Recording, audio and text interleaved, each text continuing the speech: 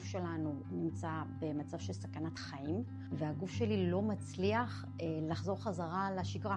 קושי לישון בגלל סיוטים, כאבים בשרירים, באזור הכתפיים, באזור הלסת, כי יש חריקת שיניים. כל רעש מפריע להם, הם ממש מתקשים עם ריחות מסוימים, או רעש או צליל שמזכיר להם משהו שהם שמעו, ולא מאפשר להם לחזור לחיים הנורמליים. אז הטיפול בפריזם זה טיפול לא פולשני.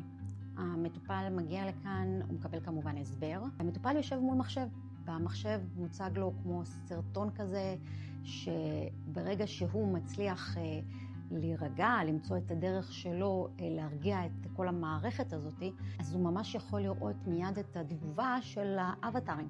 ככל שהוא מצליח להחזיק יותר מעמד, הוא כמו ממש מאמן את השריר במוח, באזור הספציפי הזה, להיות רגוע. פתאום הם מזהים מהו באמת סכנה, מה פחות, הדריכות יתר פוחתת, היכולת שלי לבסט את עצמי גם מבחינת אכילה, שתייה, סמים. מטופלים חוזרים לתפקוד טוב יותר מול המשפחה, מול החברים, מול הזוגיות, מול העבודה. בזכות הפריזם אתה יכול לקבל את החיים שלך בחזרה.